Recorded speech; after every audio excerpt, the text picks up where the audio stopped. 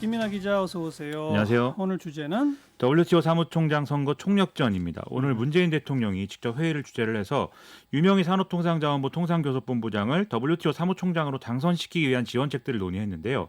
유명희 본부장 본인은 물론이고 정세균 총리, 강경화 외교부 장관, 성유모 산업통상자원부 장관 등 모두 이제 모였거든요. 그러니까 범정부적 차원에서 이제 총력전을 벌이게 된다 이런 모양새입니다. 먼저 대통령도 직접 나서고 있다면서요? 그렇습니다. 정상회교를 통해서 이제 지지 활동을 하고 있는 건데요. 그러니까요. 지난 1일에 앙겔라 메르켈 독일 총리하고 통화를 하면서 이 WTO의 발전과 다자무역 체제의 신뢰 회복을 위한 최적의 적임자이다. 이렇게 유명희 본부장을 소개를 하면서 호소를 했다는 겁니다. 지지를요. 그 외에도 뭐 브라질, 독일, 러시아, 호주, 뉴질랜드 정상과의 통화에서도 비슷한 언급을 했다고 하는데 언론은 문재인 대통령의 이런 노력을 참여정부 때의 경험을 살리고 있다. 이렇게 소개를 하고 있습니다. 참여정부 때 그 반기문 유엔 사무총장. 그렇습니다. 노무현 전 대통령도 반기문 당시 외교부 장관을 유엔 사무총장으로 당선시키기 위해서 순방외교라든지 이런 것들을 활용을 했다는 건데요. 심지어 노무현 전 대통령은 자국 후보를 낸 스리랑카 총리에게 그래도 이제 기회가 된다면 도와달라 이렇게 요구를 했다. 그건 좀 너무했네요. 그렇죠. 자국 후보가 있는데도 불구하고 그러니까요. 예. 너스레를 이제 떨은 거죠. 예. 그런 일화도 있을 정도인데 이외에도 이제 한국 대통령이 한 번도 찾은 적이 없는 15개국을 이제 추가로 방문하는가 하면 당시 한명숙 국무총리 순방 일정에도 이 문제 고려하도록 했다. 이런 기록이 지금도 있는 거거든요.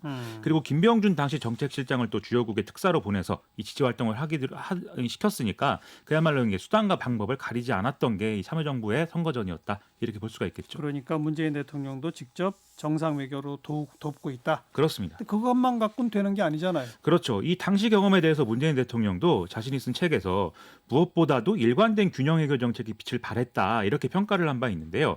좀 미국과는 굳건한 동맹 관계를 강조를 하면서 중국에 대해서는 우호적 관계를 유지한 게 주요했다 이런 얘기인 것이죠. 네. 즉 이번에도 한국의 외교적 스탠스가 어떻게 선거전에 반영되느냐 이게 관건이 될 수 있을 거라는 전망입니다. 청와대는 지금 판세를 어떻게 읽고 있나요? 오늘 회의 이후에 청와대 핵심 관계자가 언론에 설명한 내용을 보면 유명희 본부장은 출마 결정 당시부터 약체로 분류됐으니까 현재도 이제 낙관적으로 볼 수는 없다 이렇게 얘기를 했고요. 냉정하게는 백중열세, 정확히는 추격자의 위치이다 이렇게 설명을 했습니다. 하지만 대단히 선전한 결과 결선 진출에 성공을 한 것이고 지금 상승세에 있다는 점을 주목해야 된다 이렇게 강조를 했는데요. 예. 또 강민석 청와대 대변인의 경우에는 득점만이 아니라 실점을 막는 것도 중요하다는 점에서 여기에 좀 전략에 중점을 두겠다 이렇게 얘기를 하기도 했습니다. 무슨 말이죠? 실점 막는다는 게? 이 WTO 사무총장 선거 마지막 라운드는 전체 회원국이 되도록이면 만장일치로 합의를 하고 예외적인 경우에 이제 투표를 하도록 되어 있는데요. 즉 일부 국가라도 비토가 확실한 후보는 약점이 되는 이런 선거라는 얘기입니다. 예. 유명희 본부장의 경우에는 지금 이제 은고지 오콘조 이엘라 후보를 지지하는 중국하고 그다음에 수출 규제 문제를 우려하고 대립하는 일본 이 두 개 국가가 일단은 이제 문제인 걸로 보이는데요. 그러니까 이 점에서 특히 두 나라를 겨냥한 여러 가지 외교적 노력을 거듭하겠다 이런 취지의 얘기다라고 해석을 할 수가 있겠습니다. 객관적으로 가능성은 어느 정도일까요? 이게 뭐 앞에도 말씀드렸지만 객관적으로 뭐 가능성이 크다고는 볼 수가 없겠죠. 다만 그럼에도 불구하고 희망이 없다라고는 얘기하기 어려운 게 앞에 지금 말씀드린 얘기를 뒤집으면 지금은 반대 입장을 가지고 있는 국가더라도 전체 분위기가 좀 한 후보로 모아지는 이런 상황이 되면 입장을 바꿀 가능성이 충분히 있는 거거든요. 네. 만장일치를 이제 기본으로 하는 거니까요.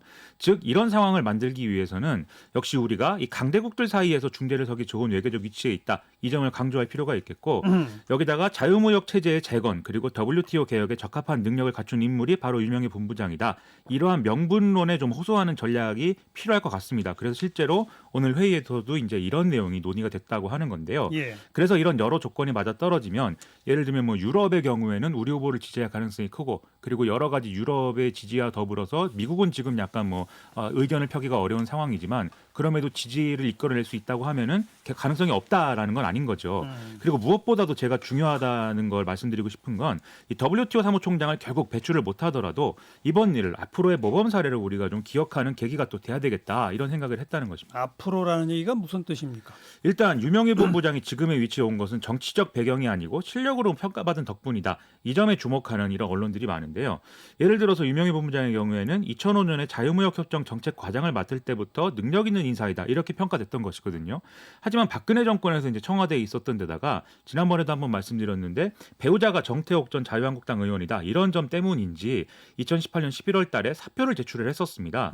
하지만 김현종 현 국가안보실 2차장 추천으로 문재인 대통령이 사표를 반려를 했고 그다음에 통상교섭본부장으로 승진을 시켰던 거거든요. 예. 그리고 나서 후쿠시마산 농수산물 수입금지 문제를 둘러싼 WTO 2심 승소라든지 이런 것들을 통해서 또 지금의 성과까지 이어온 것이기 때문에 이게 바로 공직사회의 어떤 모범 사례가 될 수 있는 거 아닌가 이런 생각입니다. 그러니까 이전 정권 사람이라 하더라도 능력을 보고 중용한 것의 모범 사례 이런 얘기죠. 그렇습니다. 정은경 청장도 비슷하다면서요.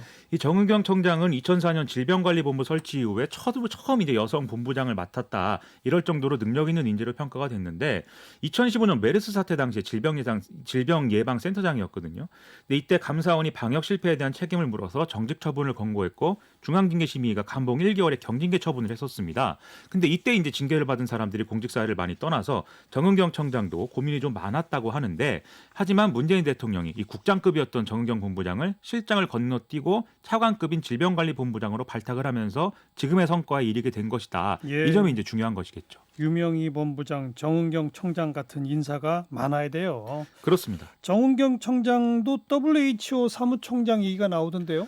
예를 들어 일본 언론의 경우에는 지금 2022년에 치러지는 차기 WHO 사무총장 선거에 한국의 정은경 본부장 유력하다. 그래서 이걸 한국에 빼앗기지 말아야 된다. 이런 취지의 주장이나 뭐 이런 기사들을 이제 내놓고 있는 그런 상황입니다. 예. 그래서 그런 정도로 상당히 우리가 가능성이 있다 이렇게들 보고 있는 것인데 물론 그때 가봐야 되겠죠. 하지만 역시 이런 사례를 보더라도 실력만 있으면 얼마든지 공직사회에서 성공할 수 있고 국제기구 요직을 맡을 수 있다. 이런 게 대통령의 어떤 파격 발탁 이런 걸 넘어서서 어떤 시스템으로 확립돼야 된다라는 생각이 들고요. 그래서 말씀하신 대로 정치적 성향에 따른 줄 세우기 이런 게 더 논란이 된 바가 공직사회에서 많았기 때문에 예. 이번에 이런 사례들을 통해서 공직사회의 변화로도 이어지면 참 좋을 것 같다. 이런 생각이 들었습니다. 그래야죠. 김민아 기자 수고하셨어요. 고맙습니다.